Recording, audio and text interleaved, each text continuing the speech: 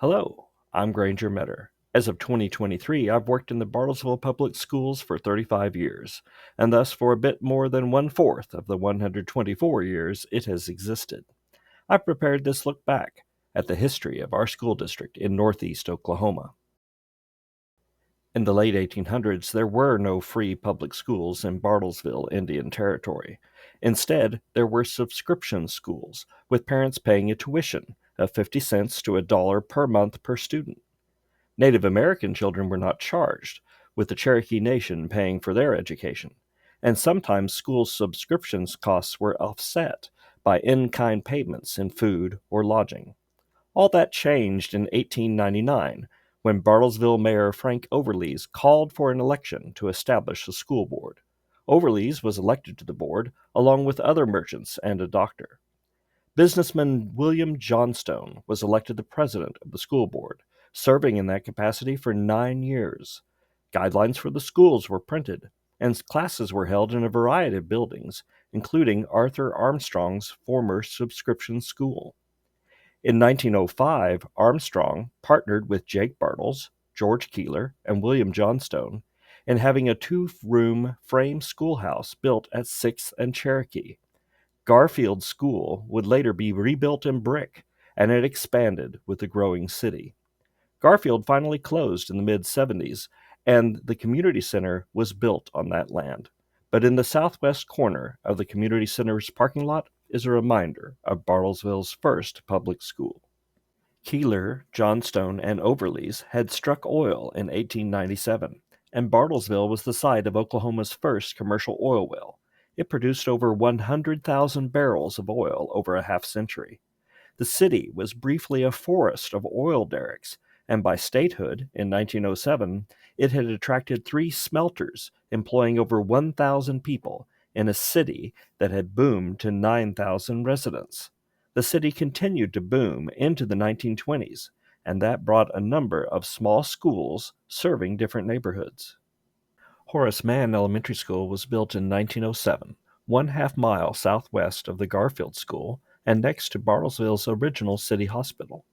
The hospital was gone by 1929, and that land was used to expand the school's playground. A 1952 addition to the school was preserved after the school closed and the original building was demolished in the late 1960s. That remnant became the district's media center and was later expanded into the Education Service Center. Since 1974, it has been the location of the boardroom, a small auditorium, and various district offices. The ESC was expanded in 2021 to provide space for technology services. Washington Elementary School was also built in 1907, across the railroad tracks 3/4 of a mile northwest of Garfield. The original multi-story building was troubled, with foundation and water issues. It was closed in the late 1920s and then burned, to be replaced with a one-story building that, like Horace Mann, was expanded in 1952. Classes at Washington ended in 1978, and the building was used for various purposes until it was sold 20 years later. As of 2023, it was the home of the Humble Road Biker Church. In 1909, over 2 miles northeast of Garfield, Highland Park School was built in the unincorporated community of Tuxedo. Tuxedo was built on the high ground between Bartlesville and Dewey to the north. The original Highland Park Rural School boasted of being the first 3-room model school in the state, complete with a piano and Victrola.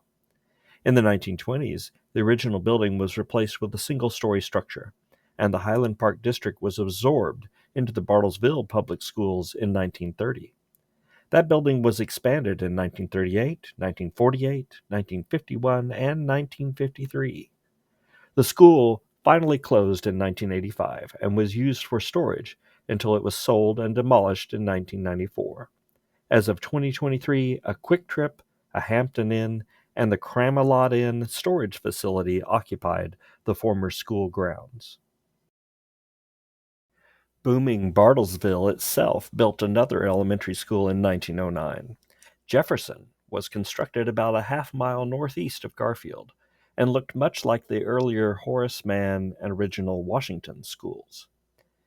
It was expanded in 1924 and 1929, and in 1948 an all-purpose room was added, as would be done a few years later at Horace Mann and Washington. Jefferson served elementary school children for 75 years before finally closing in 1985. The building was sold in 1994 and razed for the construction of the Torrey Place apartments. By 1910, Garfield was still serving all grades, with Horace Mann, Washington, and Jefferson as neighborhood elementary schools. A separate high school was completed in 1910 at 10th and Dewey. It had 4 floors plus a basement and a clock tower. In 1912, there were 10 teachers and a principal, offering classes in English, math, physics, Latin, German, commercial studies, music, art, expression, history, and economics. The school's athletic teams in that era were the Yellow Jackets, and the school cheer was "Ring Around a Rat Tail, Shinny Up a Tree, Bartlesville High School, E, E, E." Something missing from the high school, and most other schools in that era, were black students.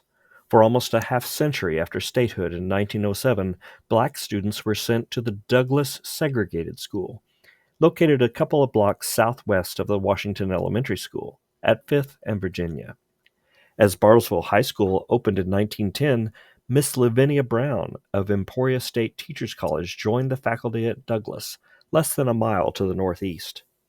Douglas grew to 4 classrooms in 1922, and Bessie Love was the school's first high school graduate in 1927. The school was expanded in 1934, 1938, and 1949, and gained a cafeteria in 1952. Lavinia Brown's Renaissance Club was a major source of support for the school, providing a day nursery and other services. Douglas's marching band, the High Steppers, led its annual homecoming parade through downtown Bartlesville. The school eventually offered vocational classes, speech and debate, and journalism, but its lab science courses were limited, and it offered no world language classes. Lavinia Brown passed away in 1954, and the pallbearers included 3 former Douglas principals and Charles "Cool City" Smith, who would coach Bartlesville's only state champion football team the following year.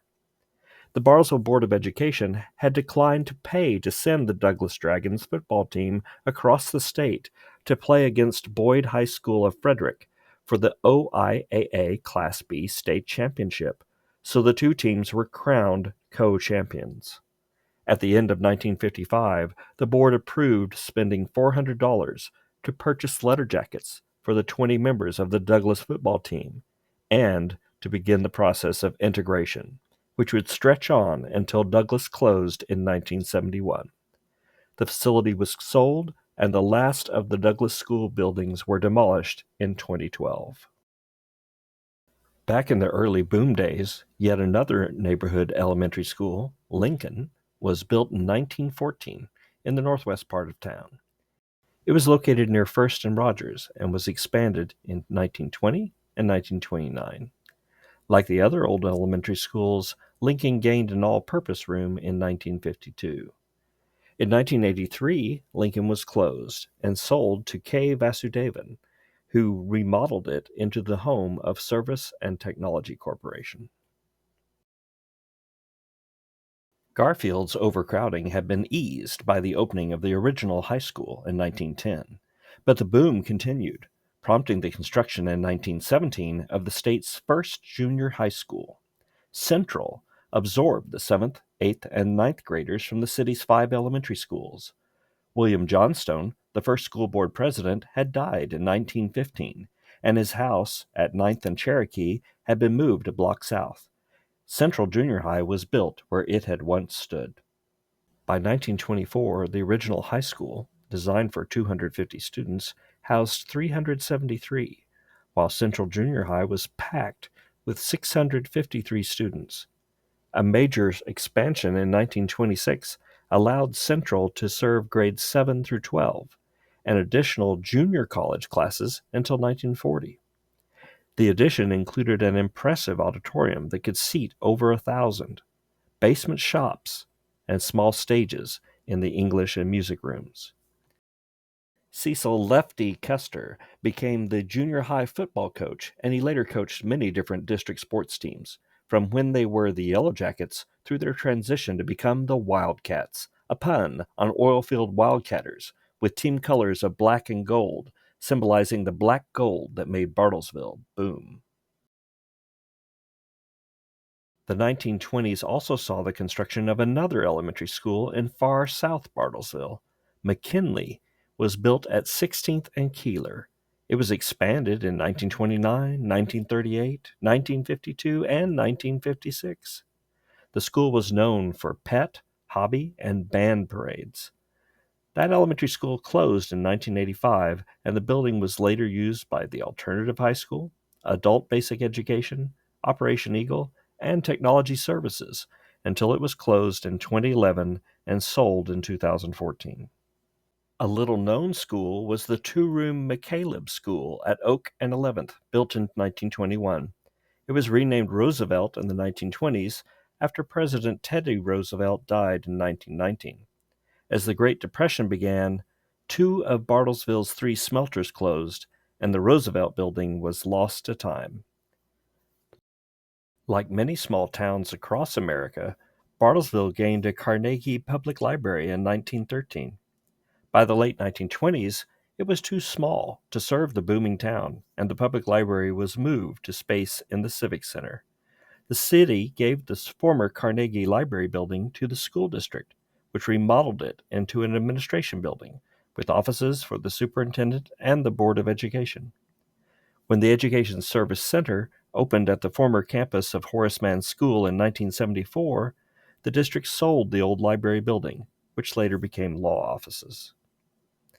The Great Depression of the 1930s brought an end to Bartlesville's first boom, and the school district leveled off at between 3,000 and 4,000 students until the baby boom after World War II. Our schools before the 1940s featured small neighborhood elementaries that lacked lunchrooms, libraries, gyms, special education classes, and air conditioning. Classes began in mid-September, with 2 days off for Thanksgiving and 5 days off for Christmas. Bartlesville had few school buses. In the 1930s, students either walked home for lunch, brought a sack lunch, or would go to a local grocery store. In the 1930s, some Central students recalled buying lunches consisting of a sandwich, chips, and a soft drink for 20 cents. In the 1940s, junior high kids at Central could watch Flash Gordon serials in the auditorium at lunch until a fire in 1949, which burned the curtains, stage, and piano and blistered the seats. The old high school, abandoned in 1926, had fallen into disrepair and was finally demolished in 1939, but traces of it remain as part of a former apartment building on Hensley Boulevard, just west of the railroad tracks. The old school's entry columns and archway are there, and another curious feature of that building are stones carved to match the 4 suits in a deck of playing cards. By 1939, even though overall district enrollment had stabilized, Central was overflowing. In early 1940, juniors and seniors were relocated 3/4 of a mile south to the new College High School. The project relied on a federal Public Works Administration grant, a local bond issue, and the district's building fund, and was built on land purchased from John H. Kane and C.E. Burlingame. Architect John Duncan Forsyth had designed the Marlin Mansion in Ponca City a decade earlier, and had just designed the Daniel Webster High School in West Tulsa. He used many of the same finishes for Bartlesville's College High, including terrazzo stairwells and terracotta tile corridors, and the two schools' auditoriums were quite similar. Like Webster, College High was originally meant to be built in brick, but employees of the Dewey Portland Cement Company, which was suffering through the Great Depression, successfully petitioned the Bartlesville School Board to have the new high school built of monolithic concrete. Forsyth reworked the exterior in a streamlined, modern style of the late Art Deco period. A matching concrete manual training building to the south was funded by Frank Phillips, who wanted to help the city's schools with vocational shops but also wanted a court for his Phillips 66ers corporate basketball team. By the end of its first decade, College High was packed with students. A track and field were added in 1952, and a stadium classroom addition in 1954. The stadium was named for Coach Lefty Custer, who had died in 1953 after coaching many sports in Bartlesville for almost 30 years. In 1956, unfinished basement space, which had been used as a firing range during World War II, was renovated into a cafeteria. And in 1958, a multi-story classroom annex was added between the stadium and the auditorium. Soon after World War II, the Jane Phillips School was built in 1948 in the southwest part of town, not far from the remaining smelter. It was named for Jane Gibson Phillips, the wife of Phillips Petroleum Company founder Frank Phillips. The school had additions in 1951 and 1954 and would remain in use until a replacement was built in 1984. One final school building in the original part of Bartlesville was the three-room Southview School, built a few blocks southeast of College High in 1950. It always only served the youngest students, and once had elaborate May Day celebrations and family picnic days on its shady grounds. After 1985, it housed programs for preschoolers with special needs, such as Head Start and the Bell Ringer School. It was closed in 2003 and eventually became a private residence. The baby boom led to outlying housing additions, including Oak Park Village, on high ground a mile north of Bartlesville. In 1956, Oak Park Elementary opened on 7 acres laid aside by the developer. It had additions in 1960, 1961, and 1963, and a full renovation in 1984. The limited size and isolation of the Oak Park neighborhood kept the school small. When the baby boom was followed by a baby bust, the rest of the district eventually consolidated into 6 larger elementary schools, but Oak Park's isolated location allowed that school to survive until 2011, when budget cuts finally led to its closure. The unincorporated Tuxedo area northeast of Bartlesville grew with the baby boom. Highland Park had multiple additions, and in 1957 the district built a few classrooms at a new Wilson Elementary on the northeast edge of town. A gym was added in 1965, and the school expanded in 1984 when Highland Park was closed. Wilson grew again in 1993 and 2012, and a new entry, lobby, and offices were added in 2023. Highland Park and Wilson were in the old Highland Park district, which had been annexed into Bartlesville Schools in 1930. A couple of miles to the south was the separate Limestone School District. Once a one-room schoolhouse for Delaware Indians, in 1939 Limestone was rebuilt by the Work Progress Administration as a 3-room schoolhouse with an auditorium. By 1951, the baby boom was on, and Limestone had absorbed the small Middale, Rice Creek, and Fish Creek schools and become a dependent school district that bused students in grades 7 and up to Bartlesville. Limestone was expanded in 1950, 1953, 1954, and 1956, before finally being absorbed into the Bartlesville Public Schools in 1962. It served as the district elementary school until 1986, and then became the home of the district's Buildings and Grounds Department, until it was sold in 2007 and demolished to be replaced by Armstrong Bank. More housing additions prompted the Limestone District to build on land that from 1907 to 1939 had been the one-room Prairie School. A new 4-classroom Ranch Heights School was built there in 1957. Charles Skinner had saved the old bell from the Prairie School, and it was mounted in a cupola atop the new building. Ranch Heights grew with the baby boomers in 1958 and 1961, became part of the Bartlesville Public Schools in 1962, and had more additions in 1993 and 2007. The latest addition brought a new entrance and a new foyer. You can still find the original bell of the one-room Prairie School in the foyer at Ranch Heights. In 2024, the school is slated to expand to 38 classrooms, catching up with its sister school, Wayside. Wayside was also built by the Limestone School District, but in 1959, a couple of years after Ranch Heights. Like Ranch Heights, it began with 4 classrooms and was annexed into Bartlesville Public Schools in 1962. Wayside grew again and again, with additions in 1962, 83, 94, and 2008. By 2022, it had become the district's largest elementary school with over 700 students.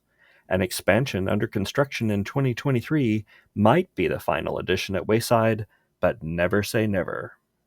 George Roberts was lucky enough to be the district superintendent for the duration of the baby boom, from 1947 to 1965. During his watch, the district would triple in enrollment from 3,000 to 9,000 students. It built 7 new schools and annexed 3 more, as he and the various school boards continued to focus on small neighborhood elementary schools. The new Pennington Hills housing development east of Highway 75 led to the construction of Will Rogers Elementary in 1955, which had additions in 1960 and 1963. Like Wilson and Oak Park, it originally had exterior doors and many classrooms. The elementary school was closed in 1986, and the building became a training center with a teacher workroom and curriculum offices for many years. It was briefly reactivated as a school for pre-kindergarten and kindergarten students from 2006 to 2010, while early childhood pods were constructed at Ranch Heights, Wayside, and Wilson. After that, it housed many different services that had been relocated from the old McKinley School. Eventually, Will Rogers was sold to Paths to Independence, a private school for children with autism. A final baby boom elementary school was Hoover, built on a 70-acre site south of Sooner Park. It began as classrooms with no hallways in 1959 and was expanded in 1961. The school was designed for 250 students, but had 400 by the 1990s, using a multitude of portable buildings. The school was revamped with more classrooms, a library, cafeteria, and gymnasium in the early 1990s. The baby boom had been accommodated in the elementary schools by expanding existing schools and building many new ones. But children grow up, and Central Junior High was joined by a new junior high on the east side of town, on the same 70-acre site where Hoover was built. Originally slated to be called East Side, cheerleaders convinced the school board to name it Madison instead. So Madison Junior High was built in 1958 in a California desert modernism style. That meant freestanding brick walls, thin partition walls, tiny skylit interior courtyards, freestanding connecting corridors, and lots of single-pane glass. The gym had an unusual ponytail roof design, which was a bit too accessible for curious junior high kids. Light and climate control problems led to many windows being filled in over the years, and the building did not age well. After Bartlesville High School was expanded from grades 11 to 12 to grades 9 through 12, Madison students relocated in 2015 to a neighboring campus. Central Middle School students occupied Madison in 2015-2016 while Central underwent a renovation, and then Madison was demolished. For World War II, many students across the nation left school after the 8th grade, but high school completion soared during the Great Depression, and during the baby boom, national graduation rates rose to 70% and have remained at or above that level ever since. Madison Junior High had been built to accommodate the baby boom, and the same enrollment pressure hit College High hard. The campus was designed to serve 1,300 students, but by 1964 it held almost 2,000. 4 portable buildings, multiple day schedules, and an auxiliary cafeteria only partially alleviated the pressure. That year, voters approved over $2 million to build a second high school on the same 70-acre tract that already had Hoover Elementary and Madison Junior High. Sooner High opened in 1966 for sophomores and juniors and began serving grades 10 through 12 in 1967-68. The Sooner Spartans, with colors of Kelly green and old gold, became intense rivals for the Call High Wildcats. Each side would burn the other's mascot before their big football game. The older College High, like most city schools up to that time, had not had air conditioning, but Sooner High was built with it, so they added air conditioning at College High and actually waited until that was complete before turning on the cool air at Sooner. Sooner High was known for innovative instructional methods and outstanding fine and performing arts programs, but advanced placement courses were limited to College High. Sooner High also had a junior reserve officers training corps while the Vietnam War raged on. But the baby boom ended, Just as Sooner High opened, district enrollment began to fall, and within a decade had dropped by one-fourth. The district had peaked at 21 operating schools. By 1978, integration and falling enrollments had led to the closure of the old Garfield, Horace Mann, Douglas, and Washington schools. In 1968, city service left Bartlesville, taking 900 employees with it, but Phillips Petroleum still thrived. Its 1927 and 1930 headquarters had been expanded with the massive Adams Building in 1950 and the 19-story Phillips Building in 1964. Tri-County Tech opened in 1968 as the first vocational school in Oklahoma. As its offerings expanded, high school metal, auto, and wood shops gradually disappeared. The 1970s were a time of increasing inclusion in public schools. In 1972, Title IX boosted girls' sports. In 1975, the federal government mandated that all students with special needs be provided a free and appropriate public education. A grant-funded alternative high school program began in 1977. But the district had virtually no bond issues in the 1970s. When Dan Nineswander came down from Ottawa, Kansas to lead the district, he realized that massive consolidations and reconfigurations were needed. Bond issue proposals in 1980 failed, but a smaller one in 1981 passed. It funded a classroom addition at Sooner and a parking lot at College High, and in 1982, Sooner High and College High were consolidated into a single high school. The former Sooner campus became a mid-high for grades 9 and 10, and the former College High became Bartlesville High School for grades 11 and 12. The students opted to become the Bartlesville Bruins, with colors of dark blue, light blue, and white. As for sports records, from 1948 to 1982, the College High Wildcats had fielded 33 state champion teams, 20 in swimming, 7 in golf, 3 in tennis, 2 in baseball, and 1 in basketball. The Sooner High Spartans had 2 state champion teams in golf and 1 in softball. Over the past 40 years, the Bartlesville Bruins have fielded 39 state champion teams, 20 in swimming, 7 in cross country, 4 in gymnastics, 3 in basketball, 2 in golf, 2 in softball, and 1 in baseball.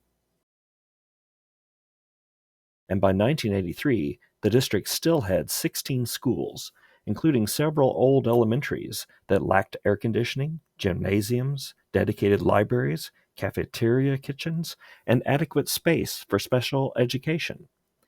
The shortcomings of those old schools were highlighted, and voters approved a bond issue to fund several changes. A new Jane Phillips Elementary was constructed immediately south of the one built in 1948, sized to absorb the students from both the original Jane Phillips School along with Lincoln Elementary. The new school was a brick 2-story building. The exterior wall relief of 2 school children from the original building was preserved outside the entrance of the new school, which opened in November 1985. Renovations in 2013 included a sloped metal roof, and the interior finishes were updated in 2017. The 1983 bond issue also funded the renovation of the Oak Park, Wilson, Hoover, and Wayside elementary schools. The expansions allowed for the eventual closure of the Highland Park, Will Rogers, and Limestone schools. The 1983 bond issue also funded the construction of a new elementary school on the former Shawnee Athletic Field, south of 13th Street and west of Choctaw. Kane was built just southwest of the district bus barn and warehouse. It absorbed the students from the McKinley, Jefferson, and Southview schools. Richard Kane Elementary was named after the man who served as the Board of Education's attorney from 1947 into the 1990s. It opened in 1985, just in time to experience the record-setting Caney River flood of 1986. The flood put 6 inches of water into the building, but there was enough warning to save most books, equipment, and supplies. The adjacent warehouse and transportation facilities suffered $200,000 in damage. Custer Field at the high school was also flooded, and 3 to 4 feet of water damaged rooms in the lowest levels of the stadium and the field house. That same year, Central and Madison junior highs had become middle schools for grades 6 through 8. By 2023, the Central Cubs and the Madison Mustangs had become Bruins, and the various elementary school mascots had also been retired. The 1980s were a tumultuous time for Bartlesville in general. Oil prices had skyrocketed in the 1970s and early 1980s, with Bartlesville growing by about 5,000 people. Phillips Petroleum peaked with over 9,000 employees in Bartlesville. Most of the company's original headquarters building was demolished, with 43,000 of its bricks reused in the construction of the new 15-story Plaza office building and adjacent tower center. Washington Park Mall opened in 1984. A division of Sears built it, and Sears soon celebrated its 100th anniversary, with students from Richard Kane Elementary taking a field trip to peek behind the scenes at the Sears store in the local mall. But the 1980s also brought an oil bust, and attempts by corporate raiders T. Boone Pickens and Carl Icahn to take over Phillips Petroleum. Fighting them off accelerated corporate downsizing, which saw the company's local workforce diminish by almost three-fourths between 1982 and 2002, when Phillips merged with Conoco and the corporate headquarters moved to Houston. The oil bust meant that the 1980s were the only decade in which Bartlesville lost population. The city's population had recovered by 2000 and grew slowly in the following decades. That translated to a district enrollment that was fairly stable at about 6,500 students from the mid-1970s to 2000. The ConocoPhillips merger led to district enrollment stabilizing a bit lower at about 6,000 students into the early 2020s. The 1990s were a difficult time for the school district. Teachers across the state walked out for 4 days to force House Bill 1017, which funded raises and class size reductions, through the legislature. 2 of the 3 millage levies needed to run the district failed in May 1991 after polling places were shifted, requiring a revote in June. A 1991 bond issue that would have funded a new high school near Washington Park Mall, moved Central to the former high school, and closed Central itself, failed with an 80% no vote. That prompted the first of 4 superintendent changes just during the 1990s. While 3 of 4 bond issue questions did pass in 1993, a 1995 bond issue completely failed, and that year a budgeting error led to a $1 million shortfall. 5 district officials and all 6 school board members were indicted by a grand jury. The charges were later dismissed, but the superintendent and finance director resigned. Dozens of jobs were cut, and a 3-year assessment of ad valorem taxes was imposed to pay for a missed district payroll and to make vendors whole. But a 1993 bond issue did fund much-needed renovations at Central Middle School, and additions at Madison and 5 elementary schools. A 1998 bond issue funded an expansion of the mid-high. In the late 20th century, technology became more important in schools. In the late 1960s, the district had implemented its first student information system using an IBM mainframe computer housed at Oklahoma State University and video terminals at each high school. In the 1970s, the Education Service Center had a data processing area with IBM punch card units that eventually became video terminals. Slide rules were replaced by calculators, and a few microcomputers trickled into the schools, but the district lagged technologically in the 1990s. Voters rejected bond issue questions for technology items in both 1993 and 1995, even as the World Wide Web began to revolutionize connectivity. Things finally began to improve in 1998 when voters approved a maintenance bond issue that included electrical capacity upgrades at the schools. Eventually, computer labs would appear in every school, and every teacher desk would have a desktop computer. In 1999, Dr. Gary Quinn started his 17-year tenure as superintendent, one which would rival George Roberts' long oversight through the baby boom. Soon, the town was no longer the headquarters for a Fortune 500 company, which brought demographic challenges.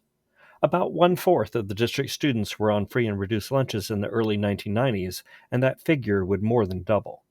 There was a massive increase in the number of state and federal tests required of students, and poverty and low test scores go hand in hand. Under pressure from school board members, Quinn focused on lower class sizes in the elementary grades, data teams for assessment and remediation, and a narrowing of the curriculum in a successful quest to boost district test scores and rankings. Quinn also built coalitions that passed 6 out of 7 bond issues, including the 3 largest in district history when adjusted for inflation. The biggest bond issue was in 2001, and it focused on updating the high school. Additional parking and practice fields were followed by a new science wing, a new fine arts center, and large new field house. The project concluded with a remodeling of the 1939 auditorium into a new home for the library. Another large bond issue in 2007 funded an indoor practice facility, new windows and lockers, and a video projector in every classroom, along with early childhood classrooms at Ranch Heights, Wayside, and Wilson. The Great Recession of 2008 led to drastic cuts in state funding for schools, forcing the district to consider restructuring its secondary schools. A 2012 bond issue failed, coming on the heels of the closure of Oak Park Elementary, and again making the mistake of proposing to end classes at Central. The district refocused later that year on expanding Richard Kane Elementary and doing basic maintenance, while getting community input on its secondary schools. In 2013, the second largest bond issue in district history funded expanding the high school to relocate 9th and 10th graders from the Mid-High, formerly Sooner High. The Mid-High became the new home for Madison Middle School, and Central Middle School underwent another renovation, which included a new gymnasium. In 2015, the district received a $1.7 million grant from Phillips 66 for STEM programs in science, technology, engineering, and mathematics. The 1956 basement cafeteria at the high school was remodeled into a state-of-the-art innovation laboratory, as were some former science labs at Madison and various rooms at Central, including what had been an auto shop a century earlier, servicing Model Ts. In 2017, the Bartlesville Public Schools Foundation raised funds to bring STEM modules into all elementary school classrooms. Since it was formed in 1985, the foundation has provided over $3.5 million to support creative instruction and facilities in the district. As of 2023, it was awarding about $50,000 per year in grants to teachers.